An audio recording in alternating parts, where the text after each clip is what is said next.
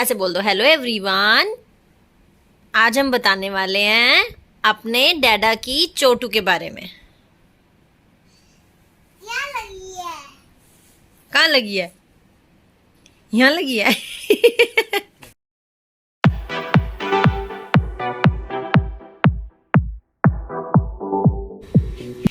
Hello friends, तो चलिए शुरू करते हैं हम आज का अपना नया व्लॉग, जिसमें अगेन हम फिर से अपने ही एक्सपीरियंसेस के बारे में बात करने वाले हैं। बिकॉज हमने ये चैनल बनाया ही इसलिए है कि हम लोगों के साथ जो भी अच्छे एक्सपीरियंसेस होते हैं, जो भी बुरे एक्सपीरियंसेस होते हैं, उसमें हम कैसे डील करते हैं, हम लोग कैसे रहते हैं और कैसे कैसे अपनी चीज़ों को हैंडल करते हैं, तो वो सब आपके साथ शेयर कर सकें।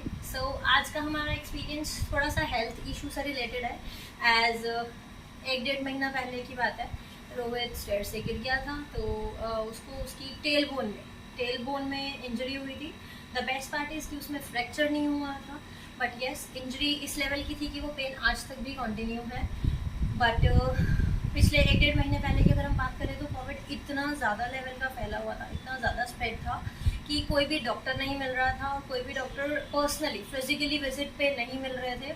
सो हमारी फ़ोन पे ही किसी डॉक्टर से बात हुई थी और ही टोल्ड अस कि आप क्लिनिक पे चले जाइए, वहाँ एक्सरे करा लीजिए और वहाँ पे आपको जो भी मेरा असिस्टेंट बैठा है वो आपको सब कुछ बता देगा। So Rohit went to that hospital and x-ray done हुआ तो पता चल गया था कि फ्रैक्चर नहीं है, बट ये था कि हाँ थोड़ी बहुत इंजरी जो हुई है वो टेल बोन में हुई है।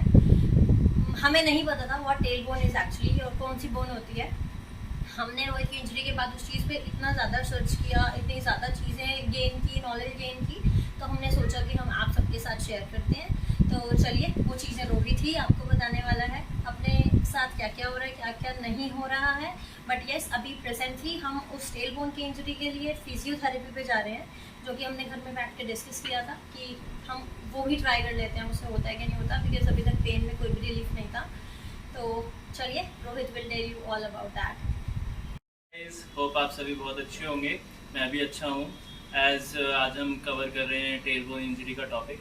तो गाइस बेसिकली टेल बोन होती क्या है, जो हमारी स्पाइनल कॉर्ड होती है, स्पाइनल कॉर्ड्स जहाँ पे ख़त्म होती है वहाँ पे ये बोन होती है और ये बहुत ही सॉफ्ट बोन होती है। तो जो स्पाइनल कॉर्ड और टेल बोन का जो जॉइंट होता है, मुझे वहाँ पे इंजरी हुई है। स्टार्टिंग में जब मुझे चोट लगी थी तो उस टाइम पे डॉक्टर ने सिर्फ इतना ही बोला था कि आपको सिटिंग नहीं करनी है, और इस वाली इंजरी में सिटिंग में सबसे ज़्यादा इशू होता है। तो उन्होंने बोला जस्ट आप सिकाई करते रहो और सिटिंग नहीं रखनी है, बेटर आप खड़े रहो या लेट जाओ, ये 2 ऑप्शन थे मेरे पास।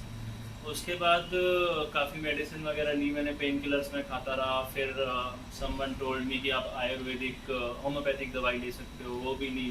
That was again a pain killer. उसके बाद अब हमने एक म्यूचुअल डिस्कशन से, बिकॉज मुझे पेन में बिल्कुल भी फ़र्क नहीं पड़ रहा और थोड़ी देर भी मैं अगर सिटिंग करता हूँ बस इतना फ़र्क हुआ है कि पहले बिल्कुल नहीं बैठ पा रहा था, अब मैं सिर्फ 30 to 40 मिनट्स बैठ पाता हूँ और again that was paining like hell. Then someone suggested कि आप फिजियोथेरेपी करा लो, तो अब मैं फिजियोथेरेपी ले रहा हूँ। It's already been 2-3 days.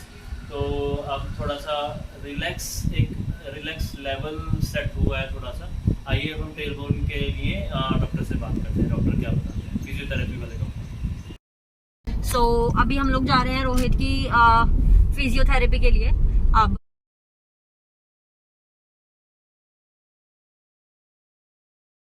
तो ठीक है, आपको दिखाते हैं अभी फिजियोथेरेपी में क्या क्या करने वाले हैं डॉक्टर्स और क्या क्या कर रहे हैं। सो चलते हैं अंदर फिजियोथेरेपी वाले रूम में और दिखाते हैं डॉक्टर ने क्या क्या बोला है, कैसे कैसे बोला है करने को। ये जो है डिजीज इसको बोलते हैं क्रोकोडाइल। तो इसमें आपकी टेल बोन जब किसी स्थान पे हिट हो जाती है, किसी बेस पे किसी हार्ड सक्सेस से हिट होने लगती है, तो उसके बाद उसमें इन्फ्लामेशन आता है, सूजन सी आती है। ओके। और ऐसे में आपको पता नहीं होता है कि आगे क्या होना चाहिए, ट्रीटमेंट क्या होना चाहिए और किस तरफ जाए। जो नॉर्मल पेशेंट है वो सीधे ऑर्थोपेडिक डॉक्टर के पास जाते हैं, एक्सरे होता है, एक्सरे में केवल इतना ही आता है कि केवल सूजन है। उस कंडीशन में आपको डॉक्टर्स मेडिसिन देते हैं, मेडिसिन से आपकी पेन किलर होती है, तो वो आपको थोड़े टाइम के लिए रिलीफ देते हैं, लेकिन पूरा ट्रीटमेंट नहीं दिया जाता। पूरा ट्रीटमेंट तब होता है जब आप उसकी सूजन को ख़त्म करने के लिए काम करें, और वो आपका होता है फिजियोथेरेपी। फिजियोथेरेपी का भी बेसिक जो ट्रीटमेंट है वो तो अलग है, लेकिन आपका एक पर्टिकुलर एक मशीन है, मॉडिलिटी है जो अल्ट्रासोनिक होती है, वो इसमें अगर यूज़ करी जाए तो बहुत अच्छा बेनिफिट होता है। तो वही इसमें आपका यूज़ किया जा रहा है। अब आपको आगे के लिए पोस्चर का ध्यान रखना है, जो मैंने पहले बताए थे आपको पोस्चर, कि आपने किसी भी हार्ड सरफेस में नहीं बैठना है।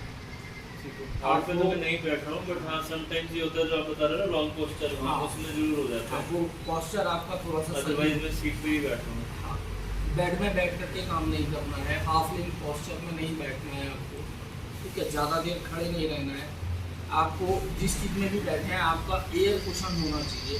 अगर एयर कुशन नहीं है तो मेमोरी फोम के जो कुशन आते हैं सोफे के, आप वो इसमें यूज़ कर सकते हैं। तो इस तरीके से इसको धीरे धीरे खत्म किया जा सकता है। क्लिनिक जो है एक चैरिटेबल क्लिनिक है और इसको पर्सनली मैं चला रहा हूँ, जिसमें कुछ ऐसे पेशेंट्स जो पे नहीं कर सकते हैं। फिजियोथेरेपी ट्रीटमेंट जो है बहुत कॉस्टली है, तो ऐसे में वो लोग जिनको पेन होता है वो कहाँ जाएँ, वो कहाँ पे करें। राइट। तो ऐसे में ये चैरिटेबल क्लिनिक मैंने इसीलिए खोला है कि वो अपना ट्रीटमेंट करवा सकें। इसमें जो चार्ज रखे हैं वो 100 ठीक है, श्योर। आप बताओ।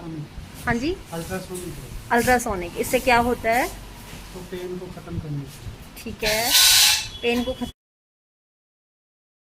गाइस बहुत आराम मिल रहा है, बहुत दर्द होता है, तो यही अब एक चारा बचा है ठीक करने के लिए। आई थिंक यही एक सही गाइडेंस है जो कि डॉक्टर ने दी है अभी।